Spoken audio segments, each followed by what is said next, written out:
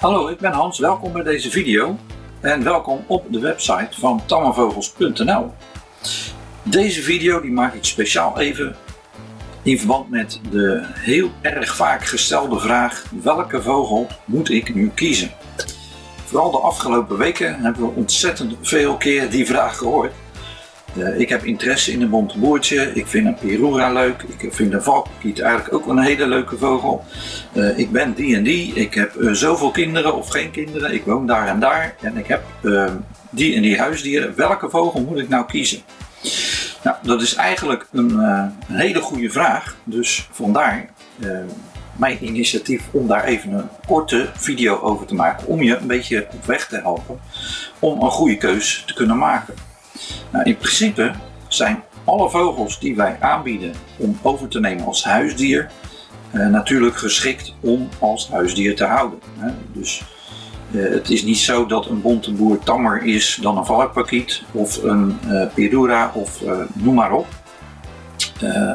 Alle vogels die we aanbieden om als huisdier te gaan houden, die zijn op een zeer deskundige manier heel intensief bij ons thuis in de privésfeer gesocialiseerd tot huisdier. Nou, dat houdt heel kort gezegd, houdt dat in dat we ze eigenlijk een soort van een vooropleiding geven om uiteindelijk bij jou thuis zich happy te kunnen voelen als huisdier. Want een papegaai of een parkiet is bij geboorte nooit geschikt om als huisdier te houden. Het is zelfs zo dat volwassen vogels die geen enkele vorm van socialisatie, training hebben gekregen, dat die ook niet geschikt zijn om als huisdier te houden. Enkele uitzonderingen misschien daar gelaten. Wat dus belangrijk is bij de keus van een vogel die je als huisdier wilt gaan houden, is in de allereerste plaats dat het dier deskundig is gesocialiseerd tot huisdier. En hoe meer die vogel in die socialisatieperiode heeft meegekregen, hoe beter die zich in het begin bij jou al zal thuis voelen. En wij hebben bijvoorbeeld hond, kat, kinderen over de vloer, waar we dan heel bewust, heel regelmatig die vogels mee confronteren. Ze wonen gewoon in de huiskamer. Ze maken eigenlijk alles mee wat in het dagelijks leven in een doorsnee gezin allemaal gebeurt. Van een slaande deur tot gillende kinderen tot tv die hard aanstaat. Pardon. Nou, en bedenk het maar, het komt ongeveer hier bij ons thuis komt het ongeveer voor. Nou, tegen de tijd dat die vogels dus dat allemaal meegelopen en meegemaakt hebben, zijn ze eigenlijk zo gewend aan al die dingen dat ze daar niet meer van schrikken of daar angstig voor zijn. Nou, dat is een heel belangrijk gegeven op het moment dat jij zo'n vogel in huis haalt om daarmee om te kunnen gaan. Het contact met de mensen, dat is iets waar zij plezier aan beleven. Dus we proberen ze helemaal vanuit het perspectief van die vogel te denken en ze van daaruit ook te trainen. Dat gezegd hebbende, hebben we natuurlijk nog steeds een heel aantal verschillende soorten waarmee we kweken. En dat zul je gezien hebben op de pagina van het actuele overzicht. We hebben dus een speciale pagina waar je alle beschikbare vogels kunt vinden.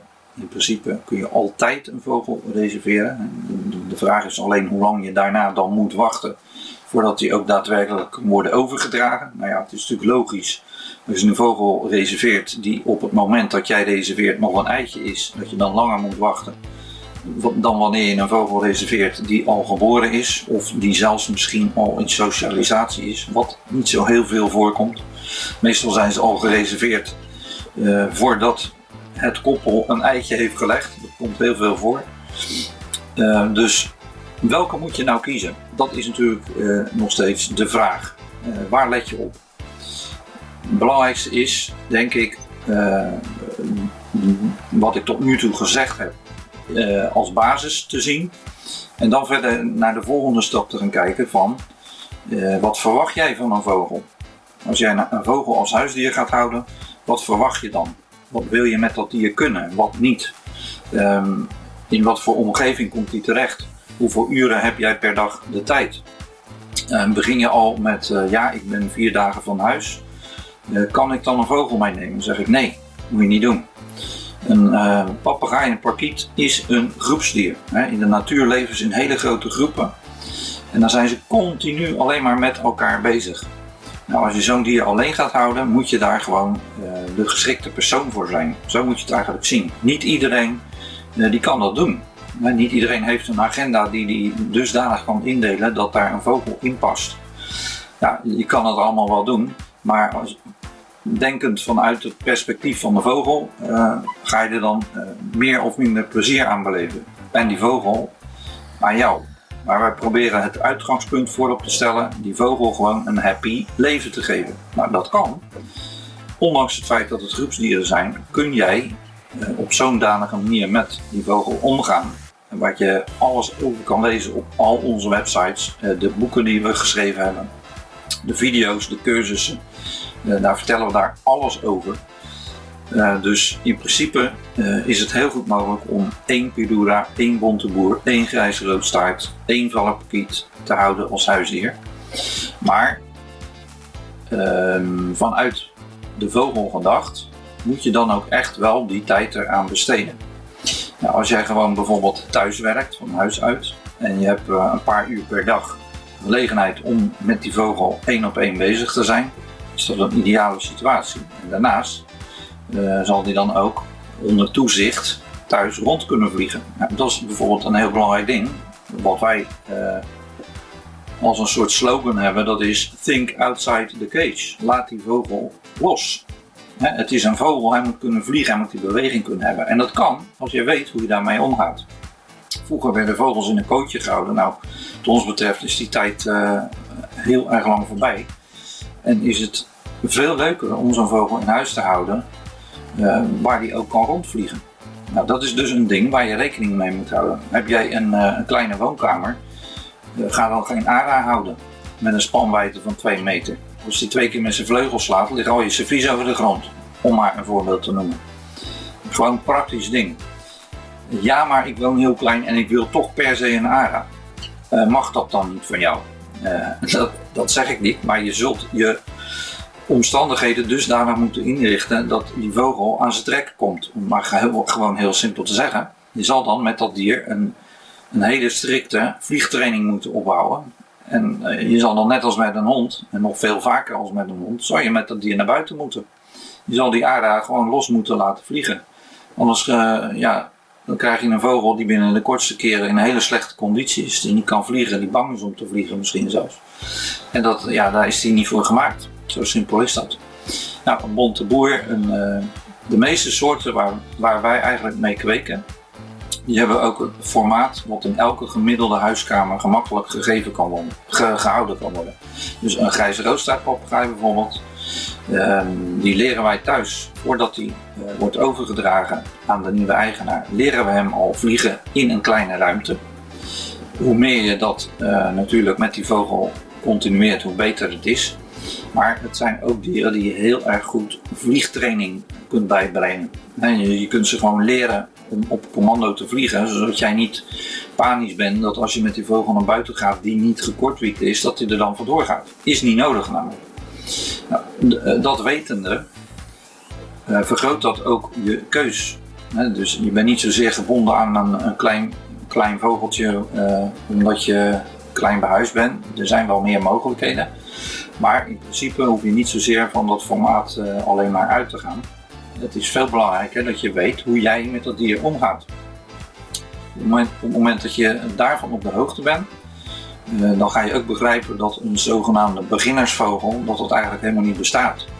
Want als jij niet om kan gaan met een grasparkiet, is die grasparkiet net zo ongelukkig als een ARA waar je niet mee om kan gaan. Snap je? Alleen omdat het een kleine vogel is, wordt er algemeen soort van gedacht van dan is het ook niet zo belangrijk. Iedereen kan een grasparkietje in een kootje houden. Maar in principe komt die grasparkiet net zoveel tekort als die ARA bij iemand die niet weet hoe die met kromsnavels om moet gaan. Dus in die zin maakt het niet eens uit of je nou een ARA neemt, een kakatoe, een zonparkiet, een witbuikkaik, een grijze roodstaart of een Pidura. Het is meer een persoonlijke voorkeur. Het is wat heb ik die vogel te bieden? Hoe ver wil ik ermee gaan? Wat verwacht ik ervan? Wat wil ik ermee kunnen, wat niet? Nou, je hebt bijvoorbeeld mensen die komen bij ons voor een vogel die ze willen gaan inzetten in vogeldemonstraties in een vogelpark.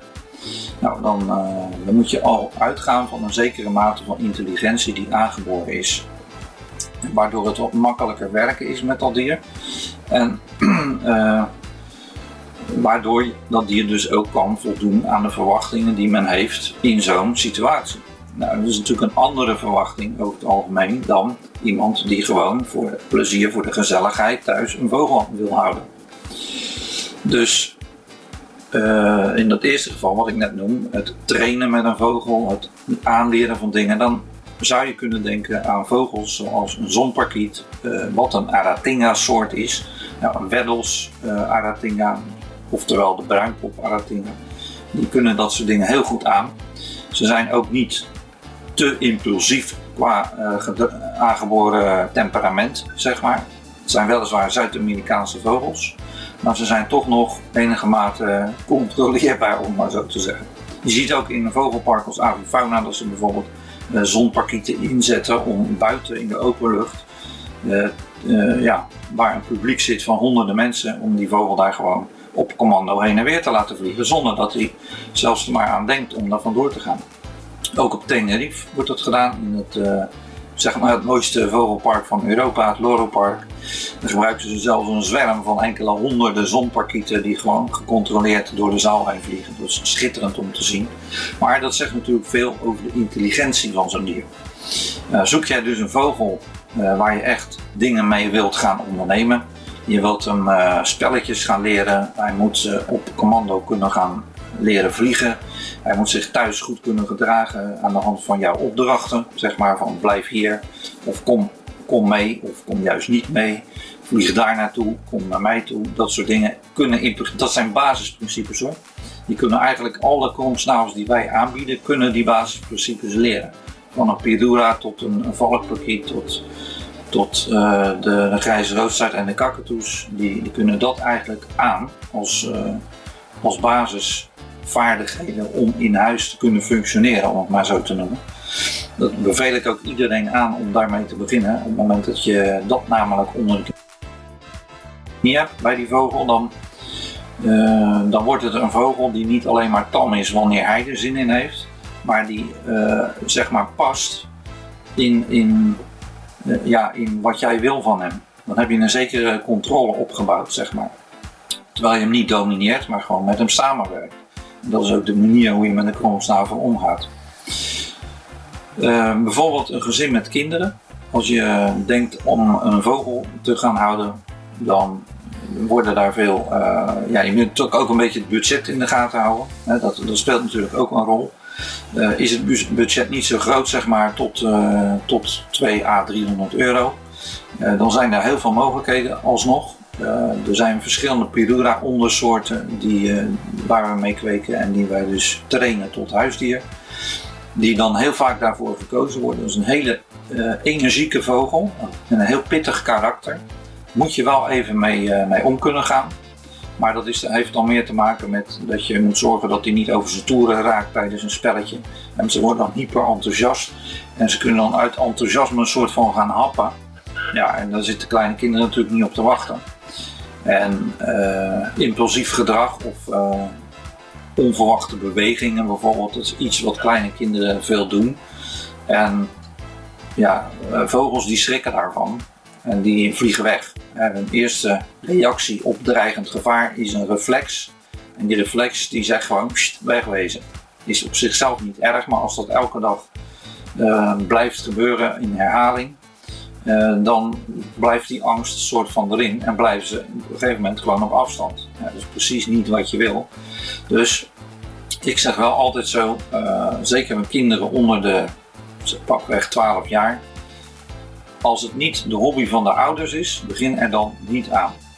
Begin er gewoon niet aan. Want je kunt kinderen niet die verantwoordelijkheid geven voor een kromstavel. Dan kun je veel beter gaan naar een knaagdier, zelfs een hond of een kat. Maar een vogel, dat vereist echt een bepaalde manier van omgang. Ik zeg dus niet dat het niet kan. Ik zeg alleen, laat het de hobby van de ouders zijn. En dan kunnen de kinderen er heel goed van meegenieten. Als je bij ons ziet, onze tweeling is op dit moment 5, worden dit jaar 6. Die gaan fantastisch om met die vogels. Ze lopen gewoon met elke arm een vogel eronder, lopen ze door het huis heen te sjouwen. Ja, terwijl ze aan het socialiseren zijn. En ja, die hebben op een gegeven moment ook helemaal geen angst meer voor die snavels, hoe groot die dan of hoe klein die dan ook zijn. Maar dat hebben we ze bijgebracht. En daar is tijd in gestoken. En ze weten ook, je gaat niet in het nabijzijn van een vogel ongecontroleerde bewegingen maken bijvoorbeeld. Dat lijkt makkelijk, maar dat is niet zo makkelijk. Daar moet je echt even wat tijd aan besteden om de kinderen dat bij te brengen. Ja. Snappen ze dat eenmaal? Maar ja, de honderden video's op YouTube van ons, die kun je erop naslaan. Dan zie je hoe leuk dat gaat. We hebben momenteel een meijerpapegaai, die wordt door de kinderen ondersteboven in een bedje gelegd en toegedekt en valt in slaap. Ja, ik heb er zelfs een filmpje van op YouTube staan, dus dat is allemaal mogelijk. Het is niet omdat dat een meijerpapegaai is, maar omdat er een getrainde vogel is die gewend is geraakt met kinderen. Omdat dat onze hobby is, hebben wij die controle erover, weten wij hoe we dat kunnen bijbrengen en nemen de kinderen dat over. Ja, en die spelen zelfs met die dieren, die zitten met Lego te spelen en de vogels die komen erbij zitten en die lopen ook met die blokjes te sjouwen op een gegeven moment. Dus dat is wel allemaal mogelijk, alleen niet als wij zeg maar iets zouden hebben van nou we nemen een vogeltje want dat is leuk voor de kinderen. Nou, dat gaat meestal niet werken. Als het jouw passie niet is als ouders, loop je alleen maar de kans dat het een bron van irritatie wordt en dat het vogeltje over een paar maanden weer op de marktplaats terechtkomt. Nou, en dat is wel het allerlaatste van wat wij willen eigenlijk. Het moet gewoon een aanvulling zijn, het moet leuk zijn, het moet vanuit het perspectief van de vogel moet hij gewoon een leuk happy leven hebben en dat is heel erg goed mogelijk als je daar de tijd en de energie voor hebt. En een zekere passie om dat gewoon te ontwikkelen. Dan is het heel erg leuk met kinderen en dan is men geneigd om te denken van een kakatoe, nou als die een keer bijt dan is die zijn vingers kwijt. Dat is meestal het standaard gedachte over een grote vogel. Nou, het tegendeel is waar. Een papegaai die deskundig gesocialiseerd is en dat betekent helemaal niet dat die extreem getraind moet zijn of zo. Nee, gewoon dat hij respect heeft gekregen voor mensen omdat het zijn vrienden zijn en dat er ook op gelijke wijze mee omgegaan wordt nadat die vogel door ons is overgedragen. Die kun je zelfs bij een baby zetten, ook al weet ik dat er op internet andere verhalen eronder doen. Maar dat is dan een fout van degene die dat dier onder controle hebben of in de zorg onder verantwoordelijkheid hebben. Want een papegaai die zal nooit kinderen aanvallen. Een papegaai die is ten eerste een prooidier. En als dat dier gewend is om met mensen om te gaan, heeft hij geen enkele reden om een baby of een kind aan te vallen. Het tegendeel zelfs. Wij zien juist dat het een soort aantrekkingskracht heeft. Het is net of papegaaien, vooral als het zelf ook kinderen zijn, die papegaaien, dan trekt dat elkaar aan. En daar is geen sprake van agressie of iets. Als een vogel van zich afhapt, dan is het een verdediging en is hij ergens van geschrokken. En dat is dan weer niet zijn schuld, want houd dat altijd als uitgangspunt. Als er iets misgaat, het ligt nooit aan die vogel. Ook al ben je heel snel geneigd om te zeggen aan een bijter, een kreng, een schreeuwer enzovoort. Dat is allemaal onzin. Die vogel die hoort in de natuur. Jij hebt besloten om hem in huis te houden. Daar heeft hij zelf niet voor gekozen. Dus alles wat er misgaat, dat ligt niet aan die vogel, dat ligt aan jou. Jij moet zorgen dat je weet hoe je ermee omgaat. Nou, en dan wordt het juist hartstikke leuk. Ja, en dan zouden we wel iedereen een vogel kunnen aanbevelen vanuit die gedachte. Dus vandaar dat wij ook zo ontzaglijk veel informatie proberen te geven, omdat we gewoon in de loop van de afgelopen 20 jaar van alles gezien en meegemaakt hebben, waardoor we weten wat het van iemand vergt om een vogeltje te houden. Ik wil het ook niet overdrijven, dat je denkt van ik moet een universitaire studie afgerond hebben met praktijkervaring voordat ik een piloraatje in huis kan houden. Dat is natuurlijk absoluut onzin. Alleen we zien toch wat er in een tijdperk van computers en druk op de knop klaar, fastfood en druk op de knop hamburger, eet maar. Alles moet snel. Nou, als je nou iets bij een vogel, bij een dier in het algemeen niet moet hebben, dan is het snel. Als je je kinderen geduld wil leren, moet je een vogel gaan houden, want dan gaat het helemaal goed komen. En het is juist iets waar je geduld voor moet hebben, tijd voor moet hebben, aandacht aan moet besteden. Ja, en dan is het ook erg leuk, want dan krijg je dubbel en dwars terug wat je erin geïnvesteerd hebt. Kun je in alleen al in onze video's kun je dat zien. We hebben honderden video's online staan. Op Facebook, op YouTube, via Twitter laten we heel veel dingen zien. Op onze eigen websites staan weer allerlei video's. Wij geven een speciale cursus, dat is de papegaaienschool.nl. Dat is een papegaaienschool die volledig online te volgen is. Dat betekent dat je 1 keer inschrijfgeld betaalt en dat je de rest van je leven, dan moet je nagaan, de rest van je leven heb je dan toegang. Dan krijg je ook nog eens een keer regelmatige updates. Dus als wij iets hebben bijgeleerd, hebben meegemaakt, vragen hebben beantwoord, zoals nu deze video bijvoorbeeld, dan plaatsen we dat allemaal ook weer in de papegaaienschool. Dan vind je dus heel veel materiaal wat je elders op internet niet terugvindt, maar wat specifiek daar is geplaatst om deel te zijn van die hele opleiding, zeg maar. Nou, het handige daarvan is dat als jij nou bijvoorbeeld eens een keer, noem eens wat, 6 jaar je vogel in huis hebt en ineens kom je voor een situatie dat je niet weet van hé, wat nu? Log je even in op de papegaaienschool en het moet heel gek gaan, wil je daar niet een antwoord vinden. Het zij in een van de videolessen, het zijn in de te downloaden boeken die je er allemaal vindt. Stel dat het bijvoorbeeld toch niet te vinden zou zijn, dat maken we zelden mee hoor, dan zijn wij daar erg blij mee als jij ons die vraag stelt van hé, ik zoek dit en dit, maar ik vind geen antwoord. Nou, dan gaan wij onmiddellijk zorgen dat er een nieuwe les bij komt, waar alsnog dat antwoord in verwerkt is. Nou, dus zo is die papegaaienschool eigenlijk altijd in beweging. Dus het is niet een boek kopen, een les kopen in de winkel en that's it. Nee, je schrijf je 1 keer in. En dan word je eigenlijk deel van de papegaaienschool, Birdbox papegaaienschoolfamilie. En dan blijf je eigenlijk altijd op de hoogte en gevoed worden met allerlei extra nieuwigheden en echt hele nuttige tips. Want we houden natuurlijk heel veel contacten met alle mensen die de afgelopen jaren vogels van ons hebben overgenomen. Nou, ook de updates die we daarvan naar ons toe krijgen, de cursussen die we zelf volgen, de contacten die we hebben met het Doropark, ja, dat wordt allemaal verwerkt in de kennis die we delen in die papegaaienschool. Dus eigenlijk zou ik wel durven zeggen dat het onmisbaar is voor iedereen die een papegaai of een parkiet als huisdier houdt. We hebben momenteel zelfs meerdere gespecialiseerde vogelartsen eigenlijk die er ook bij betrokken zijn. Ja, en dat is ook een deeltje wat je niet moet onderschatten. Een papegaai of een parkiet die wordt een veelvoud ouder dan de meeste andere huisdieren. Dus dit is ook weer een advies welke vogel moet ik kiezen. Daar gaat dit ook over.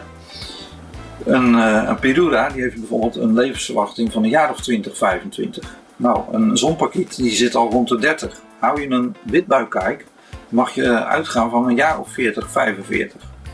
Nou, dat is wel iets om even over na te denken voordat je het in huis haalt.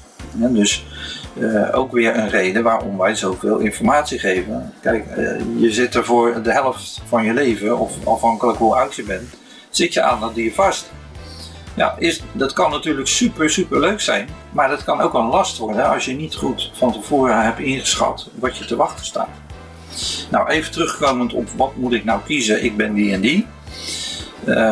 Belangrijk is dus in eerste instantie, wat verwacht jij zelf van die vogel? Wat voor budget heb je? Wat zijn jouw heel simpel mogelijkheden? Hoe groot is je woonkamer? Hoe vaak kan je met dat dier vliegen? En hoeveel ruimte heeft hij bij jou thuis om te vliegen? Nou, ook een ding wat misschien niet over het hoofd gezien zou moeten worden en dat toch vaak wordt, dat is de aanschaf en de daaropvolgende kosten.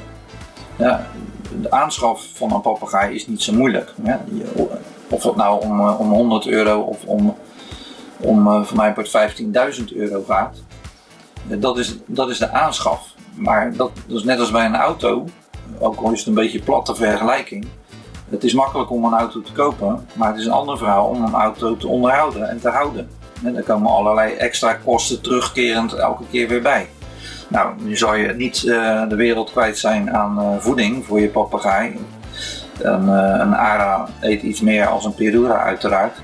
Maar zelfs dat is niet iets wat echt een aanslag op je dagelijks of op je maandelijks inkomen is of zo. Dat varieert van misschien 10 euro tot 30, 40 euro in de maand. En dan heb je het wat dat betreft wel gehad. Maar wat dan vaak vergeten wordt, is omdat zo'n vogel veel ouder kan worden, heb je ook veel meer risico dat hij een keer een kwaaltje heeft, dat hij ziek kan worden. Ja, een vogel die 80 jaar oud kan worden, zoals een grijze roodstaart, die kan kwaaltjes krijgen, die kan gebreken hebben. Ten eerste kun je natuurlijk veel voorkomen als je let op de goede voeding, beweging en alles wat daarmee samenhangt. Maar je moet niet uitvlakken dat je eens een keer naar een dierenarts moet. Ja, en voordat ik daarover doorga, en ik zal het ook niet tot in detail uitleggen, maar laat ik het toch even melden. Ga nooit zomaar naar een dierenarts. Zorg altijd dat je naar een dierenarts gaat die gespecialiseerd is in vogels. Die zich vogelspecialist mag noemen. Dat is namelijk een officiële titel, in tegenstelling tot het woord vogelarts. Iedereen mag zich vogelarts noemen. Als ik vandaag een boek lees over de medische kanten van het houden van een papegaai, dan mag ik mezelf een vogelarts noemen, zelfs al heb ik dat niet gelezen. Maar je mag je geen vogelspecialist noemen als dierenarts zijnde, als je niet de daarvoor bestemde opleiding op Europees niveau hebt afgerond.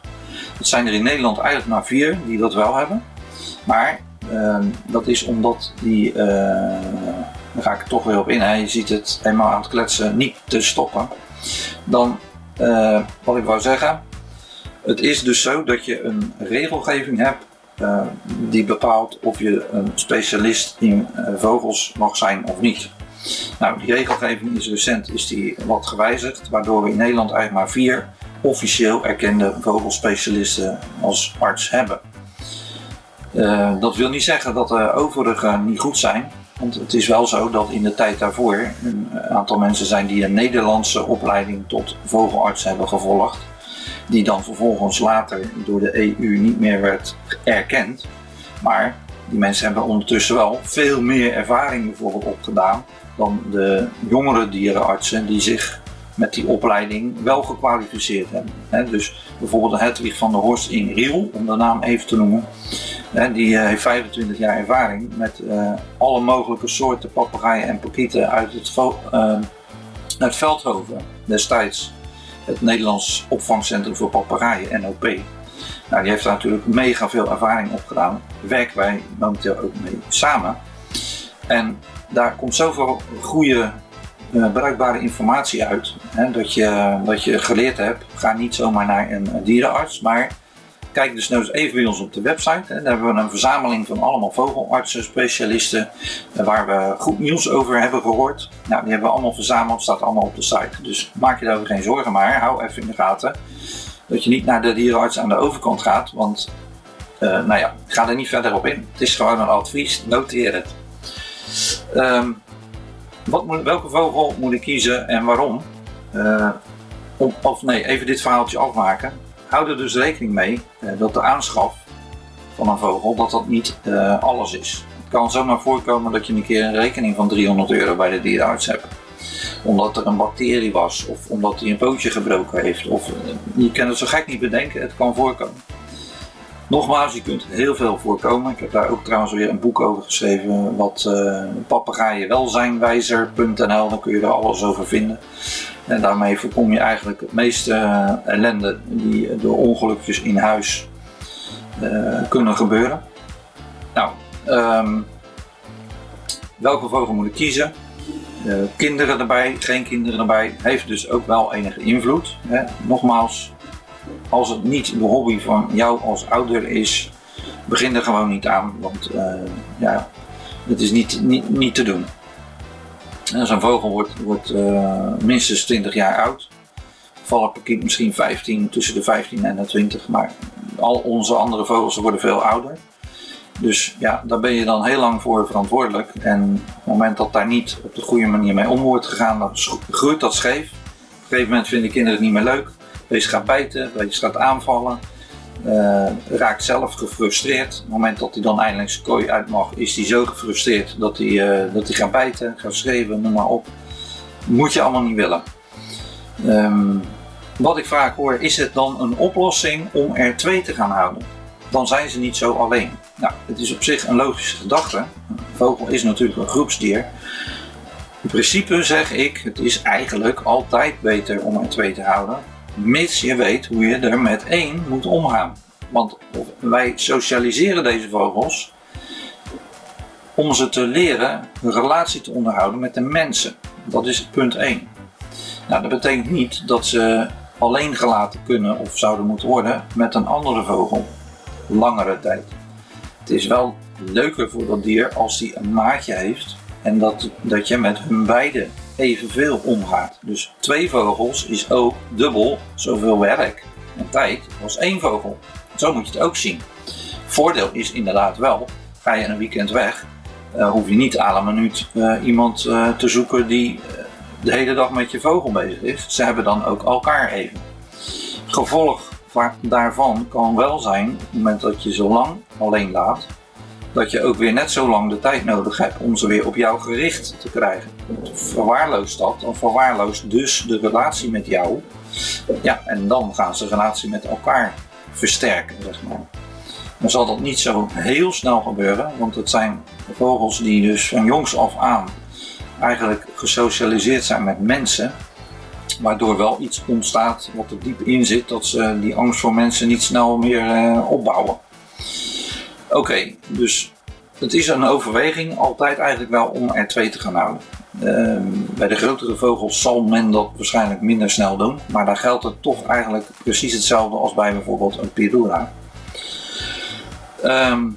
Waarom is een Pyrrhura zo populair? Het is natuurlijk een vogel van maar zo'n formaat, hè? Dat past in alle huishoudens ongeveer. Het zijn hele pittige dieren. Ze zitten niet je aan te gapen van hun stokkie. Nee, ze gaan rondjes rond je hoofd vliegen totdat jij in actie komt. Want ze willen spelen, ze willen actie. Hè? Ze zijn de hele dag in touw. Dat maakt het gewoon heel erg leuk, omdat het actieve dieren zijn waar je echt iets mee kunt.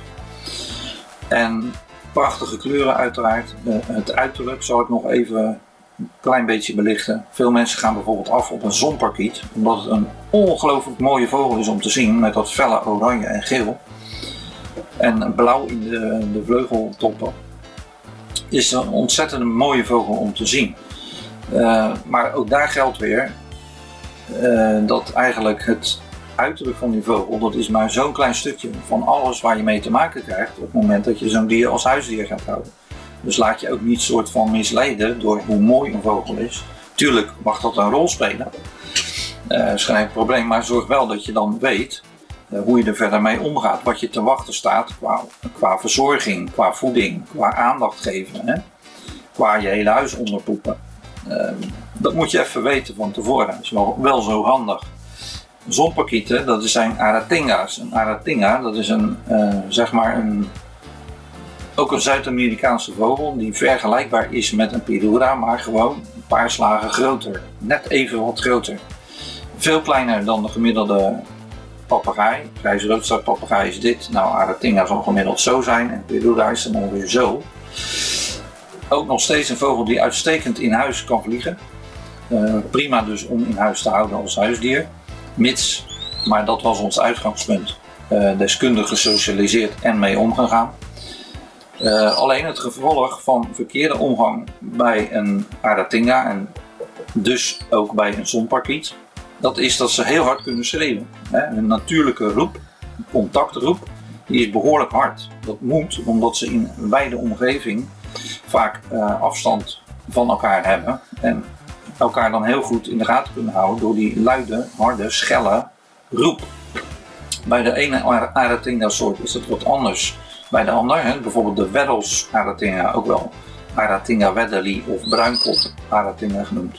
Die hebben eigenlijk van alle aratinga's bijna wel een beetje het minst scherpe geluid. Dus ook niet zo, qua volume niet zo hard. Maar een zonparkiet bijvoorbeeld, die kan er echt wat van. Als die wil, dan kan die echt de hele buurt bij elkaar schreeuwen. Het is ook vrijwel altijd een heel slecht idee om met zonparkieten in een gemiddelde woonwijk te gaan kweken. Die krijgt geheid problemen. Dat zijn in principe wilde vogels. Nou, en dat communiceert de hele dag door. En als er een vliegje voorbij gaat, dan gaat het alarm af. Nou, dat is zo indringend, schel en hard, dat is bijna niet te doen. Vandaar dat ze ook vaak schreeuwers worden genoemd. Maar een zompakkie die als huisdier wordt gehouden, die dient dus net als alle andere kromsnavels ten eerste deskundig gesocialiseerd te zijn. Vervolgens moet er net zo deskundig mee omgegaan worden in huis. En dan heeft het dier geen reden om te schreeuwen. Dus dan is het helemaal geen schreeuwert. Je maakt er een schreeuwert van door er verkeerd mee om te gaan. Een voorbeeldje. Het is morgens licht geworden, uur of 8. Alle kromsnavels, papegaai en parkiets gaan kwetteren op het moment dat het licht wordt. Ga jij op dat moment naar die vogel toe en je gaat hem voeren, dat doe je 2-3 keer en dan weet die vogel, ik schreeuw, dus ik krijg wat. Nou, dan heb je het verknald, want dan zou je dat weer moeten afleren. Want een zonparkiet die gaat schreeuwen totdat hij zijn zin krijgt, die wil niemand hebben. Die belandt op marktplaats en die gaat van de A naar B, naar die, naar die, naar die. En dat is een drama voor het dier en voor de mensen die hem houden. Totdat dat hij bij iemand terechtkomt die er verstand van heeft. En dat dier ten eerste weer een soort van herprogrammeert. En er dan op de juiste manier mee omgaat. Het is niet zo dat zo'n zonparkiet dan nooit een keer zal schreeuwen. Zo moet je dat niet zien. Vogels maken altijd geluid. Een vogel die niet af en toe zijn snavel open doet, die bestaat gewoon niet. Dus je moet er altijd wel een beetje rekening mee houden dat je wat geluid zal hebben. In principe is het wel zo, hoe kleiner de vogel, hoe zachter het geluid. Maar neem een kleine agapornis als voorbeeld. Het mag dan qua decibellen misschien niet zo hard zijn. Maar omdat het zo hoog is en snerpend, is het wel doordringend en kan het heel erg irritant zijn. Mensen die een uit de hand gelopen agapornis hebben, die weten exact waar ik het over heb. Maar ook een agapornis hoeft geen irritante schreeuwer te zijn als je daar op de goede manier mee omgaat. Dus bij de keus van een kromsnavel moet je in eerste instantie zwaar laten wegen wat jij zelf weet, in hoeverre je ermee om kan gaan, in hoeverre je weet wat je te wachten staat. In hoeverre een vogel qua aangeboren gedrag, dus even los van het aangeleerde gedrag, zou kunnen beantwoorden aan wat jij daarvan verwacht. En ja, dan ben je eigenlijk al een heel eind. En als je dan de ruimte hebt en de tijd hebt, de agenda ervoor hebt, ja, dan kan het eigenlijk nauwelijks meer misgaan. Dus wat dat betreft hoop ik dat deze video een beetje wat meer informatie heeft gegeven om jou een goede keuze te kunnen laten maken.